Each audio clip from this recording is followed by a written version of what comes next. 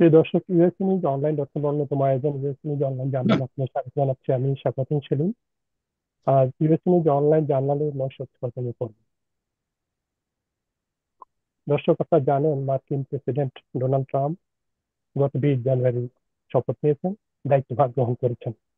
এরপরে বেশ কিছু নির্বাহী আদেশ জারি করেছেন। ইতিমধ্যে বেশ কিছু কার্যকর হয়েছে এবং বিশেষ করে অভিবাসী সমাজের যে আহ, বিষয় নিয়ে তা জানেন যে যারা আনডকুমেন্টেড তাদের ইতিমধ্যে রিপোর্ট করা শুরু হয়েছে, অনেককে ধরপাকড় শুরু হয়েছে ইত্যাদি বিষয় নিয়ে আমরা কথা বলব। এই বিষয়ে কথা বলবেন আমাদের তিনজন অতিথি। আমাদের এর মধ্যে রয়েছেন যুক্তরাষ্ট্র অত্যন্ত অভিজ্ঞ সিনিয়র সাংবাদিক মঈনুদ্দিন নাসির, তিনি সমাজকর্মী, লেখক এবং ইমিগ্রেশন নিয়ে কাজ করেন। এবং আমাদের সাথে রয়েছেন বাপুড়ি স্টেট ইউনিভার্সিটির প্রফেসর অধ্যাপক ডক্টর জুবাইদুর রহমান খান। এবং আমাদের সাথে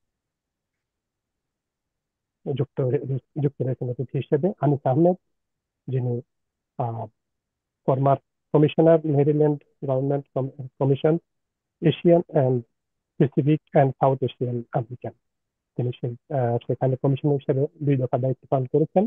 এবং বাংলাদেশের তো বাইডেনের যে ইলেকশন, প্রেসিডেন্সিয়াল ইলেকশনে আগের বার যে ইলেকশনে তিনি সেখানে বাংলাদেশের বাইডেনের ডাইরেক্টর ছিলেন।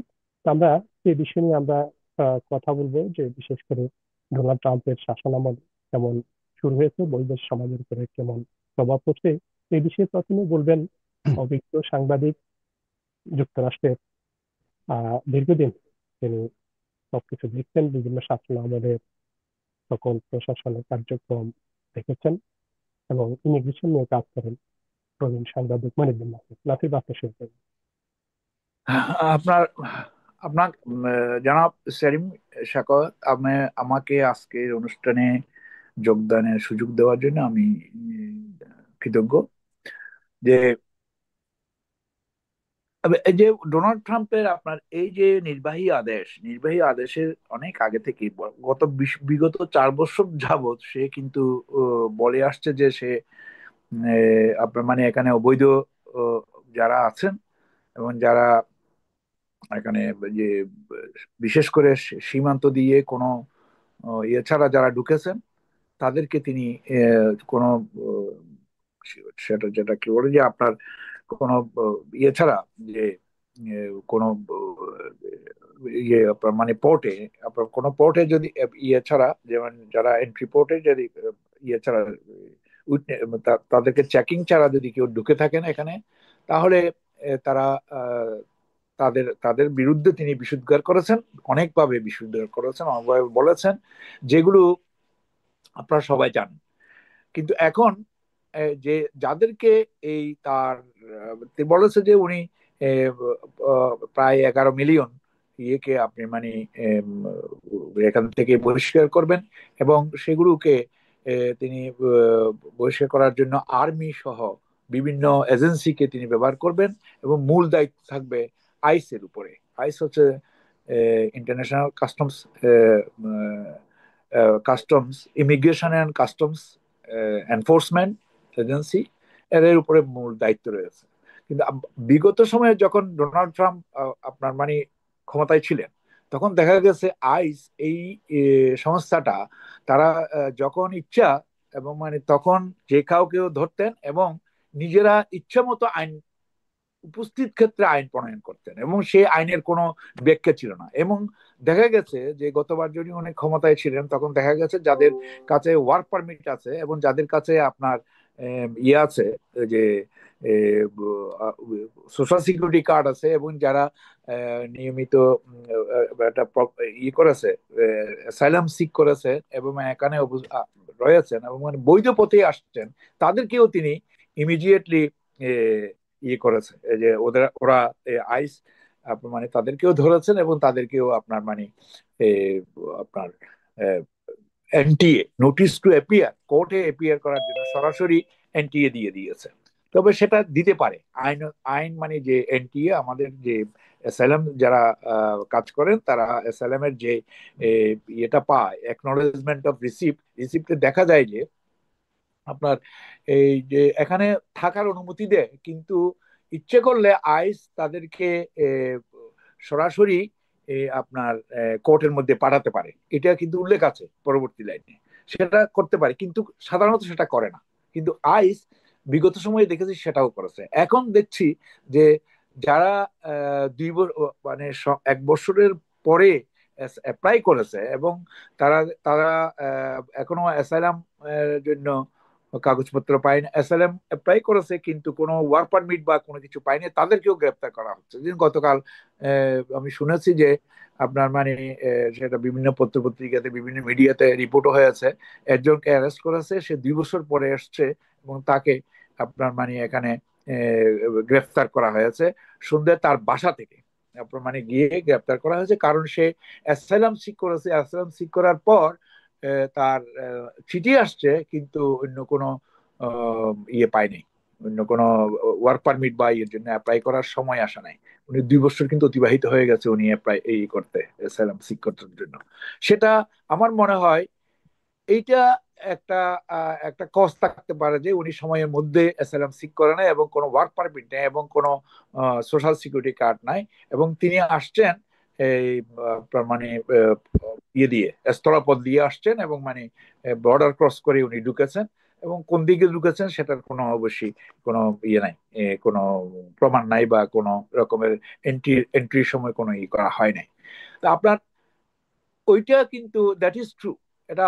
কিন্তু যাদের বৈধভাবে আছে এবং মানে যারা আছে, সেটা বিগত দিনে এ, তারা এদেরকে অ্যারেস্ট করেছে এবং এদেরকে আপনার এনটিএ দিয়ে কোর্টে পাঠিয়েছে। কিন্তু এইরকম যদি কোনো ঘটনা ঘটে থাকে, সেটার জন্য সবাই আপনার মানে অত্যন্ত ইয়েতে আছে, শঙ্কিত আছে। এবং সেটা আপনার কি যে আমার একমাত্র এটা কেস বাই কেস আপনার ডিল করতে হবে। এটা আমি ধারাওভাবে কোনো কিছু বলা যাচ্ছে না, ঢালাওভাবে বলা যাচ্ছে না যে এটা নিয়ে কি হবে।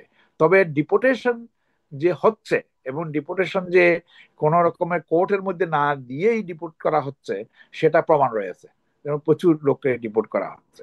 আপনার মানে আমি কিন্তু এটা জাস্ট এটা বললাম কিভাবে ডিপোর্ট করে এটা কিন্তু বিশেষ করে অবৈধ যারা, অবৈধ সংজ্ঞাটা আপনার মানে এটা কোর্ট যেটা ইয়ে বললেন যে এটা কোর্টে দিবে অবৈধ কারা, অবৈধ সংজ্ঞাটা আমি দিতে পারবো না। এটা মানে তো কাজেই সবাই কোর্টের আশ্রয় নিতে পারে বা উকিলের পরামর্শ নিতে পারবে, যারা এই বিষয়ে কাজ করে তাদের পরামর্শ নিতে পারে, কেস বেজে তাদের অবস্থা নিয়ে তারা কি করতে পারে না পারে সেগুলো তারা ই করতে পারে। কিন্তু দেখে এটা কোনো স্পেসিফিক কেস ছাড়া সেটা কোনো সমাধান দেওয়া খুব ডিফিকাল্ট। আমি পরে আবার বলবো, আমি জি, অনেক এখানে ধন্যবাদ নাসির ভাই। আহ বাসুল স্টেট ইউনিভার্সিটির প্রফেসর ডক্টর জুবাইদুর রহমান খান। হ্যাঁ, আপনি যদি একটু বলেন যে বিশেষ করে আমাদের বাংলাদেশ থেকে প্রায় 13,000 মতো স্টুডেন্ট আসছে স্টুডেন্ট বিষয়। তাদের মধ্যে অনেকেরই, যাদের স্টুডেন্ট স্ট্যাটাস তারা থাকতে পারেনি, যারা ইলিগেল হয়ে গেছে, তাদের কথা শোনা যাচ্ছে যে তারা তাদের একই অবস্থা আনডকুমেন্টেড যারা স্টুডেন্ট হিসাবে তাদের ছাত্রত্ব রক্ষা করতে পারেনি। তো সেই বিষয়গুলো একটু বলতেন যে আসলে যারা স্কিম বিষয়ে আছে তাদের স্ট্যাটাসটা ঠিক একবার যেটা আসলে কি নিয়ম রয়েছে, মানে সেই বিষয়ে একটু বলেন। ধন্যবাদ সেলিম ভাই। আহ, আসসালামু আলাইকুম দর্শকবৃন্দ। আহ, প্রথমে আমি ধন্যবাদ জানাচ্ছি সেলিম ভাইকে। আহ, আমার মনে হচ্ছে আমি এখানে সবচেয়ে আহ, অযোগ্য ব্যক্তি এখানে এইসব ব্যাপারে কিছু বলার জন্য। কারণ আম, আমি ইউনিভার্সিটির ইন্টারন্যাশনাল স্টুডেন্টসদের সাথেও কাজ করি না, আর আমার আইনগত কোনো অভিজ্ঞতা নাই। বাট আমি একজন সাধারণ একজন নাগরিক হিসাবে, ইউএস এর একজন নাগরিক হিসাবে, এবং এখানে ন্যাচারালাইজড সিটিজেন হিসাবে আমি আমার কিছু অভিজ্ঞতা আমি দিতে পারি। যেমন আহ, এই ধরনের বৈরী ইমিগ্রেশনের অবস্থা, এটা কিন্তু আজকেই প্রথম না। প্রথমত যেমন এটা আমরা জর্জ বুশের সময় আমরা দেখেছি, সেই সময় আমরা পার করেছি, আমি তখন স্টুডেন্ট ছিলাম। এবং আহ, তখন আমরা যেভাবে পার করেছি, আমি আহ, ওই আহ, ওই ওই ধারাটাকেই আমি এখানকার স্টুডেন্টদেরকে আমি অ্যাডভাইস করব। সেটা হচ্ছে যে কনজারভেটিভ প্রিন্সিপাল রাখা, কনজারভেটিভ ওয়েতে থাকা, যেমন একটা লো প্রোফাইল মেনটেন করা। যেমন এই সময়ে একটা ডেফিনেটলি একটা খারাপ একটা সময় যাচ্ছে আমাদের ইমিগ্রেশন ইমিগ্রেন্টদের জন্য। মাঝে মাঝে ইমিগ্রেন্টরাও হয়রানি হতে পারে, সিটিজেনরাও। যেহেতু আমরা তো আমাদের চামড়ার রং তো আর চেঞ্জ করতে পারবো না, যার ফলে আমাদেরকে দেখলেও হয়রানি করতে পারে। সেটা ডেফিনেটলি ওইটা অন্যায় হবে ন্যায় হবে সেটা তো অনেক পরের ব্যাপার, বাট হয়রানির শিকারটা যে কেউ হতে পারে। আর এই মুহূর্তে বাফেলোতে আমি এখনো পর্যন্ত এরকম কাউকে ধরেছে আমরা শুনি নাই। আমি আমি বাফেলো থেকে বলছি। কিন্তু যেটা বললাম একটু আগে, যে আমরা এই ধরনের জিনিস আমরা জর্জ বুশের সময় দেখেছিলাম। আহ, ঠিক এই অবস্থাতেই না, কিন্তু আমাদেরকেও স্পেশাল রেজিস্ট্রেশন করতে হতো যখন আমরা ইউএসএ তে, যখন আমরা পোর্ট অফ এন্ট্রি নিতাম, আমাদেরকে স্পেশাল রেজিস্ট্রেশন করতে হতো। এবং সেখানকার অবস্থাটা অনেক মানে খারাপ ছিল আর কি। তো সেটাই আমি এখন যেটা বলতে চাচ্ছি, যে স্টুডেন্টরা যারা যারা স্টুডেন্ট ভিসায় আসতেছে, তাদেরকে আমি বলবো যে তোমরা একটু কিছুদিনের জন্য হলেও তোমরা একটু নিজেদেরকে একটু কনজারভেটিভ রাখো, একটু আহ, একটু মানে লো প্রোফাইল মেনটেন করো, বিশেষ করে সোশ্যাল মিডিয়াতে বা এই সাথে। আমি বলছি না যে ফেসবুক কমপ্লিটলি অফ করে দাও, বাট সেখানে যেন খুব বেশি পোস্ট না দেওয়া হয়। কারণ এখানে আমি এবং আমি এখানে জানি যে অনেক স্টুডেন্ট যারা ইউনিভার্সিটিতে যারা জব পাচ্ছে, তারা যেমন টিচিং অ্যাসিস্ট্যান্ট হিসাবে বা রিসার্চ অ্যাসিস্ট্যান্ট হিসাবে এটা পাওয়ার সাথে সাথেই তারা কিন্তু সোশ্যাল সিকিউরিটির জন্য অ্যাপ্লাই করতে পারে, সোশ্যাল সিকিউরিটি নাম্বারের জন্য। তো সেইটার দিকেও আমি যেতে বলবো, কারণ সোশ্যাল সিকিউরিটি থাকাটাও অনেক বড় একটা ব্যাপার। এটা না থাকলে তো অনেক কিছুই করা যায় না, আমরা জানি। তো আমি আমার পক্ষ থেকে একজন সিটিজেন হিসাবে আমার এইটাই, স্টুডেন্টদের প্রতি আমার এইটাই আমার অ্যাডভাইস থাকবে, যে তোমরা একটু কনজারভেটিভ প্রিন্সিপালে চলো, কনজারভেটিভ একটা অ্যাপ্রোচে থাকো, যাতে খুব বেশি যাতে আহ, মানে ইয়ে না হতো। যেমন আমাদের দেশেও আমরা দেখে থাকি যে যখন কোনো একটা পলিটিক্যাল পার্টি যখন ক্ষমতায় থাকতেছে, তখন মানে অন্যান্য পলিটিক্যাল পার্টির লোকজন তারা কিন্তু নিজেদেরকে, আমি বলবো না তারা আত্মগোপন করে, বাট তারা নিজেদেরকে কিন্তু একটু ঢেকে রাখার চেষ্টা করে, একটু একটু আহ, একটু রক্ষণশীল ভাবে থাকার চেষ্টা করে। তো আমি বলবো স্টুডেন্টদের জন্য, কারণ স্টুডেন্টদের অবস্থাটা অ্যাকচুয়ালি সবচেয়ে সবচেয়ে মানে ভালনারেবল, সবচেয়ে ভঙ্গুর অবস্থায় তারা আছে। আহ, তাদেরকে আমি তাদেরকে আমি দোষ দিচ্ছি না, সিস্টেমটাই এরকম নন ইমিগ্রেন্ট অবস্থায় তারা আছে। সো এবং যতদিন পর্যন্ত কোনো ইমিগ্রেশনের সাথে না যাচ্ছে, ততদিন পর্যন্ত তাদেরকে বলবো একটু সাবধান থাকার জন্য। পরে আবার কথা বলবো। যেভাবে আপনি নিজেও ছাত্র ছিলেন, তো মানে যারা স্টুডেন্ট হিসেবে এখানে রয়েছে, তো কাজের কতটুকু কাজ তারা বাইরে করার পারমিশন থাকে, বা এই বিষয়ে কি বলতেন? এবং স্টুডেন্ট যে যে ইয়াটা স্ট্যাটাসটা ঠিক রাখবার জন্য কি কি কারণে তাদের স্ট্যাটাসটা রক্ষা হয় না অনেক সময়, এই বিষয়ে একটু বলতেন। স্টুডেন্টদের স্ট্যাটাসটা যেসব কারণে রক্ষা মানে যেসব কারণে নষ্ট হয়ে যেতে পারে, সেটা হচ্ছে যে এখানে যেমন ইন্টারন্যাশনাল স্টুডেন্টদেরকে একটা ফুল টাইম একটা স্ট্যাটাস রাখতে হয়। সেটা আন্ডার গ্রেডে আমার যতদূর ধারণা 15 ক্রেডিট পর্যন্ত তাদেরকে 15 অথবা 12 ক্রেডিট, আমি ভুল হয়ে থাকলে আমি ক্ষমা চাচ্ছি। এটা এক একটা ইউনিভার্সিটিতে একরকম। তো সেটা আমি বলবো স্টুডেন্টদেরকে সেটা জেনে রাখার জন্য এবং সেই হিসাবে থাকা। এটার একটাই এক্সেপশন হয়, যদি লাস্ট সেমিস্টারে কারো যদি ধরেন 12 ক্রেডিটের কম যদি থাকে, সেই ক্ষেত্রেও তারা ফুল ফুল স্টুডেন্ট হিসেবে থাকতে পারে। আর যারা মাস্টার্স অথবা পিএইচডি তে যারা আসছে, তাদেরকে কমপক্ষে 9 ক্রেডিট আওয়ার তাদেরকে আহ, থাকতে হবে। তো এইটার যদি কম হয়ে যায় কোনোভাবে, তারা যেন সঙ্গে সঙ্গে যেন ইন্টারন্যাশনাল স্টুডেন্ট অফিসে তারা যেন যোগাযোগ করে, তাদের স্ট্যাটাসটা যাতে কোনোভাবে নষ্ট না হয়। তো স্ট্যাটাসটা রাখাটাই হচ্ছে সবচেয়ে বড় কথা। তো এই দুইটা জিনিস ইয়া করলে স্ট্যাটাস রাখা যাবে। এবং তারা সামারে আমি যতদূর জানি, সামারে তারা যদি পারমিশন নিয়ে তারা 20 ঘন্টা তারা বাইরে কাজ করতে পারবে, এবং ইউনিভার্সিটির ভিতরে ক্যাম্পাসে তারা সেমিস্টার চলাকালীন অবস্থা, মানে স্প্রিং এবং ফল সেমিস্টার চলাকালীন অবস্থায় তারা ক্যাম্পাসে তারা 20 ঘন্টা কাজ করতে পারবে। 20 ঘন্টার বেশি কোনোভাবেই কাজ করতে পারবে না। এবং এইটা স্টুডেন্টরা জানে, আমার যতদূর ধারণা 99% স্টুডেন্টরা এটা জানে। তবে এটার জন্য কোনোভাবেই যেন হেরফের না হয়, আমি সেটার দিকে আমি তাদেরকে মনোযোগ দেওয়ার চেষ্টা করছি আর কি। জি, অনেক ধন্যবাদ আবার আপনার কাছে আসবে। Anis Ahmed, former commissioner, Maryland Maryland government commission on Asian Pacific and south Asian American affair. Anis Ahmed, আপনি বলবেন। আসসালামু আলাইকুম, শুভ সন্ধ্যা, নমস্কার যে যেখানে আছেন, এবং সেলিম ভাই আপনাকে ধন্যবাদ। শুরু করছি।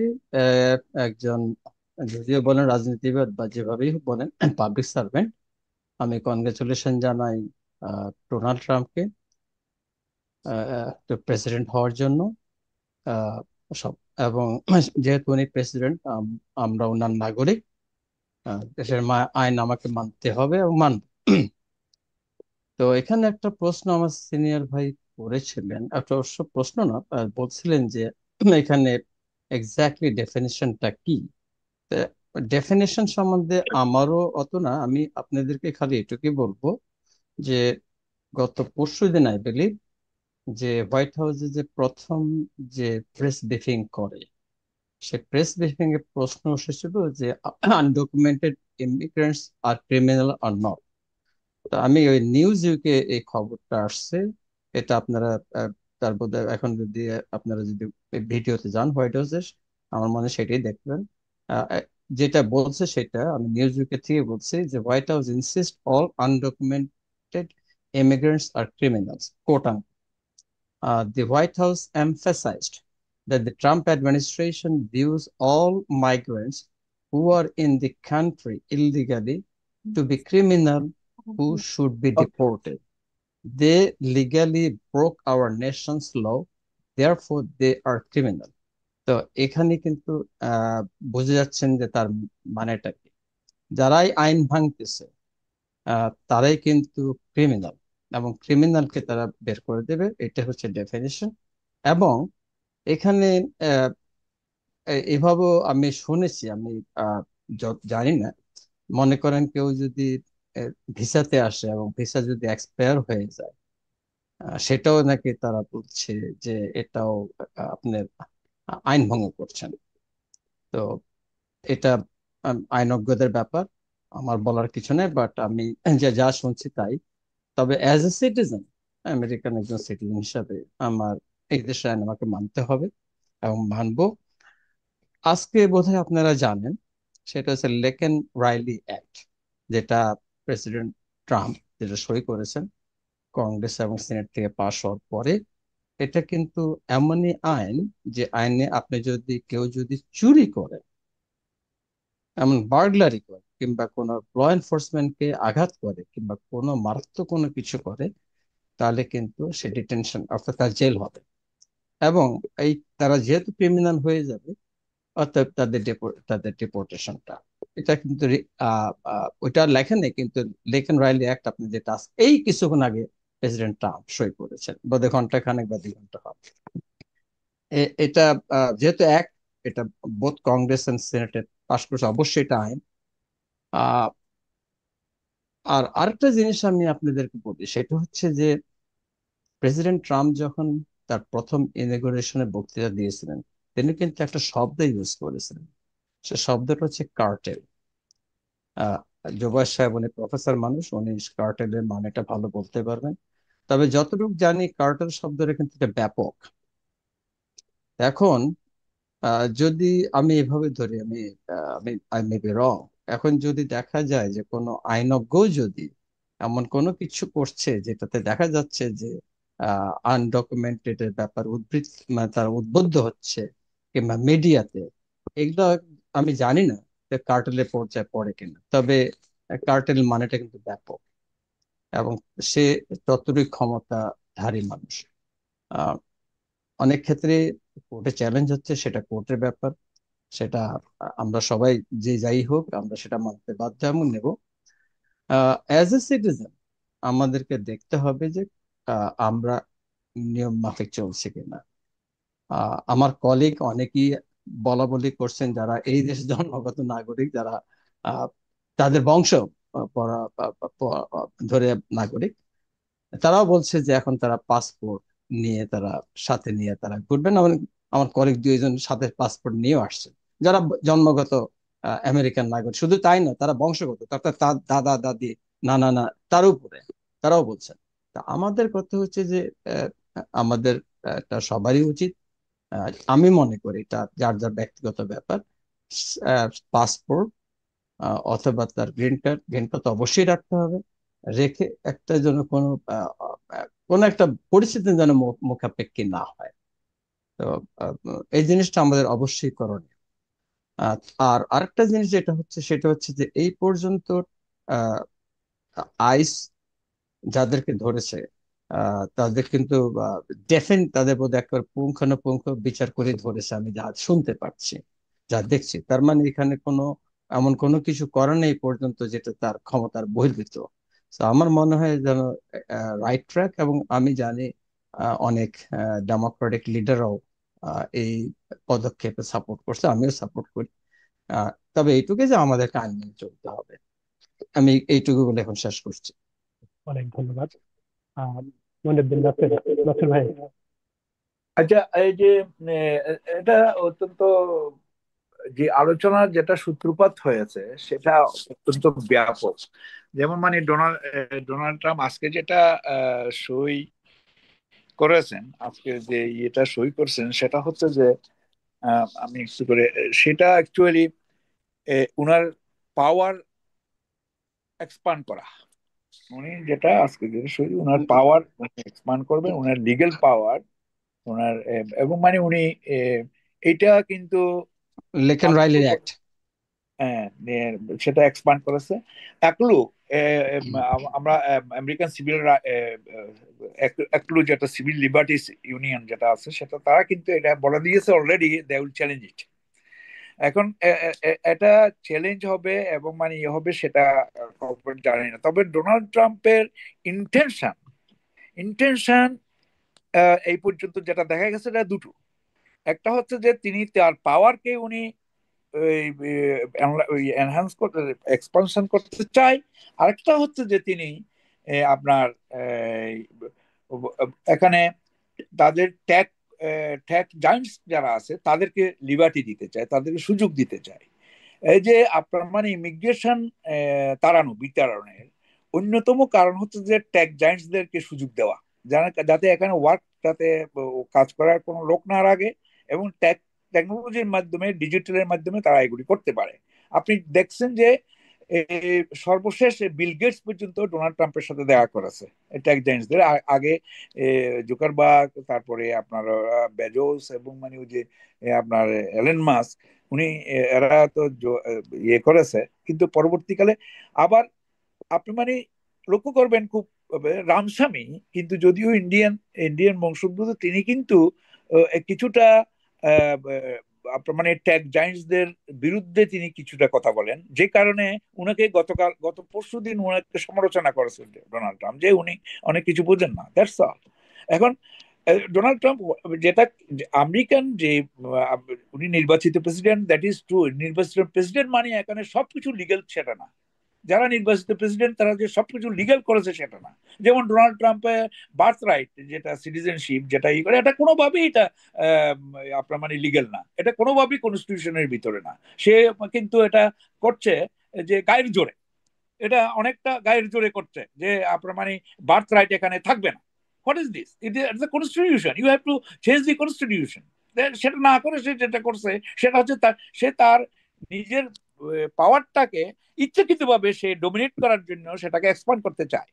কিন্তু আলটিমেটলি এটা কিন্তু অলরেডি সাথে সাথে এটা নাকচ করে দিয়েছে লিগ্যাল ডিপার্টমেন্ট। আপনার আরেকটা জিনিস যেটা আমার প্রফেসর সাহেব যেটা বলেছেন যে আপনার স্টুডেন্টরা হোয়াট এভার ইট ইজ, ওনার যত সংযত হিসেবে থাকুক না কেন, উনি স্টুডেন্ট বিষয় থেকে অন্য কোনো বিষয়তে না গিয়ে উনি কাজ করতে পারবেন না। বিকজ উনি যদি আপনার মানে কাজ করেন, আমি বাফেলোর স্পেসিফিক ইউনিভার্সিটিতে কি আছে সেটা আমি জানি না, হয়তো ইউনিভার্সিটির ভিতরে কাজ করতে পারবে, কিন্তু ইউনিভার্সিটির বাইরে কাজ করতে আপনাকে ওয়ার্ক পারমিট লাগবে। এটা আমি মানি মানি এই কারণে যে উইদাউট ওয়ার্ক পারমিট আপনি কাজ করতে পারেন না, দিট ইজ ইলিগাল। ওটুকু ঠিক আছে, ওটুকু মানে ই আছে, কিন্তু আপনার মানে ওয়ার্ক পারমিট আছে, আপনার ইয়ে অ্যাসাইলাম সিক করেছেন, আপনার যে 1 বছরের ভিতরে অ্যাসাইলাম সিক না করার জন্য এক্সেপশনাল কজ আছে, যেমন আপনি এক্সেপশন মানে ব্যতিক্রম ধারা আছে, সেগুলো আপনি প্রয়োগ না করে, সেগুলো না দেখে আইস করে কি, আইস আপনার নিজের মতো করে আইনের ইন্টারপ্রিট করে। This is the problem. আপনি মানে আইনের মাধ্যমে যদি আইনের, ওকে ঠিক আছে, আপনি মানে চিঠিতে যে অ্যাকনলেজমেন্ট অফ রিসিপ্টে লেখা আছে যে আপনি এই বিচারের স্যাটিসফাইড না হওয়া পর্যন্ত আপনি ইয়েতে যেতে পারবেন, যে এখানে থাকতে পারবেন আপনি মানে, ওকে ঠিক আছে, ওখানে অতটুকু রাখেন, যতটুকু আছে ততটুকু রাখেন, কিন্তু পরবর্তীকালে বলতেছে যে এটা এটা মানে এই নয় যে তাকে এন্ট্রিতে কোর্টে পাঠাতে পারবে না, কোর্টে পাঠান, কিন্তু আপনি ধরে তাকে পিস মোড়া হাত বেঁধে তাকে এর ভিতরে নিয়ে যাবেন, এটা তো অমানবিক, এটা তো ইনহিউম্যান। আমেরিকা দাবি করে যে আমি হিউম্যান রাইটস এর প্রটেক্টর, তা আপনি হিউম্যান রাইটস এর প্রটেক্টর হলেন কোথায়? আপনি হিউম্যান রাইটস এর আপনি 12টা বাজিয়ে দিচ্ছেন। আমেরিকা ক্যানট ডু দ্যাট, কারণ আমেরিকা ওয়াজ এটা এটা America was discovered land of the human kind. আপনার মানে discovered land anyone can come, but আপনি যেই কাজগুলি যেটা করতেছেন সেটা পরম্পরা, এগুলো পরম্পরা, আপনি এটাকে টাইট করতেছেন যে আমি সবাইকে আসতে দিব না, ওকে ফাইন, আপনি আসতে দিবেন না, কিন্তু আইনটাকে যথাযথভাবে প্রয়োগ করেন।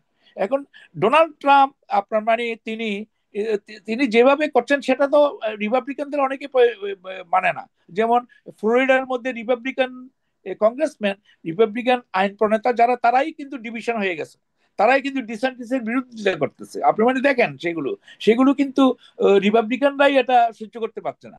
এক সময় রিপাবলিকান পার্টি সবচেয়ে ডেমোক্রেট বান্ধব ছিল, যেমন আপনার মানে জ্যাকসন যিনি প্রেসিডেন্ট, তা তিনি তো ডেমোক্রেট ছিলেন, কিন্তু তিনি সবচেয়ে বেশি করা ইমিগ্রেশন বিরোধী ছিলেন সবচেয়ে। It does not necessary mean that Republican party immigration বিরোধী। ইভেন এক সময় গিংগ্রিস আপনার মানে ক্লিনটনের সমালোচনা করতেন, বিকজ ক্লিনটন কিছুটা কনজারভেটিভ ছিল ইয়ের ব্যাপারে, ইমিগ্রেশনের ব্যাপারে, আর গিংগ্রিস বলছে ইমিগ্রেশনের বিরুদ্ধে এত কথা বলেন না। এগুলি কিন্তু খুব রিসেন্ট পাস্ট ইতিহাস। আপনার মানে ডোনাল্ড ট্রাম্প যেটা বলতেছে সেটা যে রিপাবলিকানদের কথাটা আমি মানি না, এটা আমি বিশ্বাস করি না। এক সময় দেখা যাবে যে রিপাবলিকানরাই ডোনাল্ড ট্রাম্প অলরেডি শুরু হয়ে গেছে। কিন্তু আরেকটা যে জিনিসটা প্রফেসর সাহেব বলেছেন সেটা আমি অত্যন্ত, স্টুডেন্টরা কিন্তু খুব ভালনারেবল, খুব ফ্রেজাইল তাদের অবস্থান, কারণ তারা স্টুডেন্ট হিসেবে আসছে, they cannot work without legal identity. সেটা হচ্ছে যে এটার কিন্তু প্রসেস আছে, কিভাবে আপনি লিগেল আইডেন্টিটি করবেন, কিভাবে ইয়ে করবেন। এখনো কিছুক্ষণ আগে আমার অফিসে 2জন স্টুডেন্ট আসছিল, এই আমি আপনাদের সাথে কথা বলার কারণে তারা চলে গেছে, দে আর আস্কিং যে হোয়াট দে উইল ডু। তারা উঠে, আমি মানে এটার পরে তাদেরকে অ্যাডভাইস করব। কিন্তু দিস ইজ ট্রু যে আপনার মানে কোনো ওই যে স্টুডেন্ট আপনার মানে সেটা without work permit they cannot work, without social security they cannot work. কিন্তু কিভাবে করবে সেটা কিন্তু I cannot explain it right now, but you have to you have to uh, sorry you have to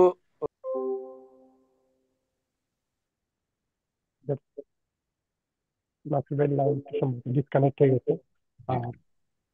doctor Zubaidur Rahman Khan, তিনি যে আর একটু বলেন যে এই বিষয়টা পড়ে মানে স্টুডেন্ট, সারা বিশ্ব থেকে যে স্টুডেন্ট আসতো সেটা কি আশাটা কমে যাবে কিনা, কি মনে হয় আপনার বর্তমান পরিস্থিতির কারণে?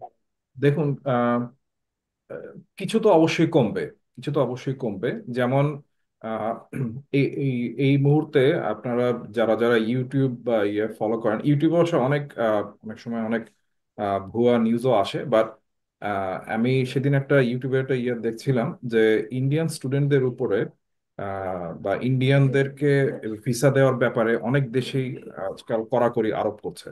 কড়াকড়ি আরোপ করার কারণে যেটা হচ্ছে যে তারা এখন হয়তোবা অন্যান্য কান্ট্রিগুলোতে তারা ট্রাই করছে, অস্ট্রেলিয়া, কানাডা, এবং আমার যতদূর মনে পড়ে, আমি যদি ভুল না হয়ে থাকি, সম্ভবত 2002 বা 2003 সালের দিকে আমাদের বুয়েটের উপরেও একটা কড়াকড়ির একটা ইয়ে ছিল। বুয়েট মানে সম্ভবত কয়েকদিনের জন্য বুয়েট কিছুটা হলো ব্ল্যাক লিস্টের মধ্যে ছিল। তখন বুয়েটের স্টুডেন্টরা, আমাদের যারা জুনিয়র ছিল, 5-6 বছরের বা 7-8 বছরের জুনিয়র, তারা তখন কানাডায় যাওয়ার ইয়ে করতো। হ্যাঁ, অবশ্যই এইটার কারণে অবশ্যই এখানে স্টুডেন্টদের সংখ্যা কিছুটা হলেও কমবে। আল্লাহ না করুক, দুই একজন হয়তো ডিপোর্টেডও হতে পারে। এবং একটু আগে সিনিয়র ভাই বলছিলেন যে ওই মানে স্টুডেন্টরা ডেফিনেটলি তারা ওয়ার্ক পারমিট ছাড়া কাজ করতে পারবে না। আর আমি একটু আগে যে খবরটাতে আমার একটু কনফিউশন ছিল, সেটা আমি একটু এখন ঝালিয়ে নিলাম। সেটা হচ্ছে আন্ডার গ্রেডের যারা স্টুডেন্ট তাদেরকে 12 ক্রেডিট আওয়ার তাদেরকে মেনটেন করতে হবে ফুল টাইম স্টুডেন্ট থাকার জন্য। আর গ্র্যাজুয়েট যারা মাস্টার্স বা পিএইচডি, তাদেরকে 9 ক্রেডিট আওয়ার তাদেরকে অ্যাটলিস্ট থাকতে হবে।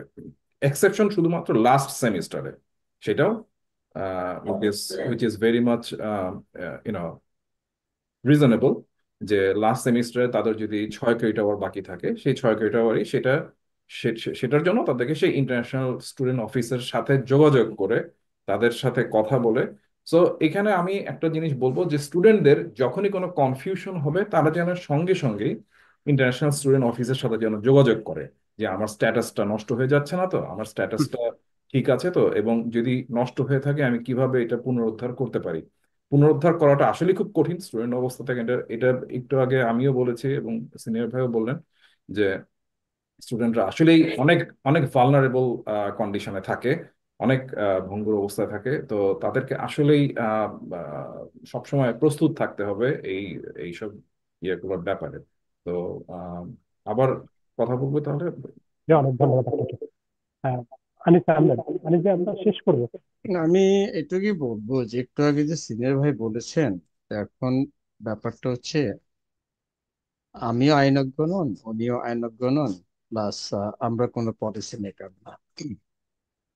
আহ, এই দেশে কোর্ট আছে, কোর্ট বিবেচনা করবে। এই দেশে কোর্ট, ডিস্ট্রিক্ট ডিস্ট্রিক্ট কোর্ট আছে, কোর্ট অফ অ্যাপিল আছে বা অ্যাপিলেট কোর্ট আছে, কিংবা সুপ্রিম কোর্ট আছে। জি, তো তারা বিবেচনা করবে শেষে যায় কোথায় থাকে এবং কোনটাই শেষ পর্যন্ত টিকে যায়। তো তার আগে আমাদের বলাটা উচিত না। সেকেন্ড হচ্ছে লেকেন রাইলি অ্যাক্ট, এটা কংগ্রেস যৌথভাবে পাশ হওয়ার পরে এটা প্রেসিডেন্ট বিল আকারে সই করেছেন। তো আমি এখন পর্যন্ত শুনি নাই যে এটা এখনো চ্যালেঞ্জিং হবে। এটা তো এক্সিকিউটিভ অর্ডার না যে চ্যালেঞ্জ হচ্ছে, এটা হচ্ছে আপনার একটা অ্যাক্ট, অর্থাৎ কংগ্রেস, এবং এটা আইন হয়ে গেছে। তো আমি এই ধরনের শুনি। ব্যাপারটা হচ্ছে এইভাবে যে আমাদের প্রথমত, আমরা এটা সবসময় আমাদের, আমরা এজ এ মুসলমান, সেটাও আমাদের আছে ধর্মেতে, যে দেশের আছে সেই দেশের আইন মেনে চলতে হবে, এবং আমাদের উচিত। এবং আমাদের আইন মেনে চলতে হবে। আইনে যদি আমাদের যদি কোনো অসুবিধা হয়, সেটার জন্য কোর্ট আছে, সেখানে বিবেচনা। কিন্তু বড় করে কোনো কিছু বলা উচিত না যেটা পরে দেখা যাবে যে এটা বিরুদ্ধে যাচ্ছে। আহ, আমি আপনাকে বললাম যেটা আমি যা যতটুকু আমি বুঝতেছি। আপনি কিন্তু একটা শব্দ দেখেন, আপনি বলতে আমাদের প্রফেসর সাহেব আছেন, কার্টেল শব্দটা কিন্তু ছোটখাটো ওয়ান ওয়ার্ড দিয়ে কিন্তু আপনার এটা ব্যাপক পরিধি। এটার মধ্যে আপনি অনেক কিছু ফেলে দিতে পারেন। কেমন? আপনি নিজেও শুনছেন যে গত কয়েকদিন আগে রোড আইল্যান্ডে বোধহয়, রোড আইল্যান্ডে বোধহয় কোন জায়গায়, কোন স্টেটে একজন ল ফার্ম, যে সেখানে লয়ারকে অ্যারেস্ট করেছে। নিশ্চয়ই কোনো কারণ পেয়েছে, এবং সেখানে যে আপনি জানেন এটা খবরে আসছে। তো ব্যাপার হচ্ছে এই, দোষ করলে অবশ্যই তার শাস্তি পেতে হবে, কিন্তু তার জন্য কোর্ট সিস্টেম আছে। আহ, আমি এই জন্যই বলি যে আমি কোনো ব্যাপকভাবে কিছু বলবো না। এটার জন্য যা ছাত্ররা যদি তাদের প্রয়োজন পড়ে, তারা ইন্টারন্যাশনাল কাউন্সিলরের কাছে যাবে বা ডিপার্টমেন্টে যাবে, তারা আলোচনা করবে তাদের ব্যাপারে, ভালনারেবল ব্যাপার ডেফিনেটলি। তবে লোভীও হওয়া উচিত না যে তাকে চাকরি করতে, কারণ সে বাংলাদেশ থেকে আন্ডারটেকিং যার যার ক্ষেত্রে বোধহয় বলেও আসছে যে আমি আমার নিজের টাকা দিয়ে চলবো। এখন এখানে এসে তার জন্য তো চাকরির জন্য বলা হয়নি, যখন পর্যন্ত পারমিশন না দেওয়া হচ্ছে। আপনাকে যদি পারমিশন না দেয়, আপনি কেন করতে যাবেন? আপনার তো উচিত হবে না। আর আপনার সোশ্যাল সিকিউরিটি কার্ড, আমি যখন প্রথম মাসে 40 বছর আগে, তখন সোশ্যাল সিকিউরিটি কার্ডের মধ্যে যারা স্টুডেন্ট ছিল তাদের লেখা থাকতো নট ভ্যালিড ফর ওয়ার্ক। এখন কি হয় আমি জানি না। তো ব্যাপারটা হচ্ছে যে আপনি যদি work permit, social security card হয়ে যাওয়াটাই মানে যে আপনি ওয়ার্ক পারমিট, তা না। এটার জন্য আলাদা বৈশিষ্ট্য আছে। এগুলো নিয়ে আলোচনা করা দরকার। ছাত্রদেরকে ঠিকভাবে চলা উচিত, আইন মেনে চলা উচিত, যাতে আমাদের দেশে যারা আমরা বাংলাদেশ থেকে আসছি বা আমাদের কমিউনিটির যেন দুর্নাম না ঘটে। কারণ একটাই যদি দোষ করে, সেটা কিন্তু সমগ্র জাতির মধ্যে পড়ে। তো এটা আমাদের উচিত হবে না। আমাদের উচিত হবে যে আইন মেনে চলা, বেশি কথা না বলা, বেশি ইন্টারপ্রেট না করা। ইন্টারপ্রেটের ব্যাপার আমার না, ইন্টারপ্রেটের ব্যাপার ওখানে কংগ্রেস আছে, পলিটিশিয়ান আছে, এটার জন্য কোর্ট আছে, আমি না। আমাদের মতো আমাদের বাঙালিরও সাংবাদিকদেরও আমারও যা আমার মনে বলতে পারি, বা কোনো টেলিভিশন অযথা বিভিন্ন রকম উপদেশ দেওয়াটা উচিত হবে না। কারণ উচিতটা হবে কি, আপনি অনেক সময় দেখা যাবে যে আপনার উপদেশই আরেকজনের হয়তো কাল হতে পারে।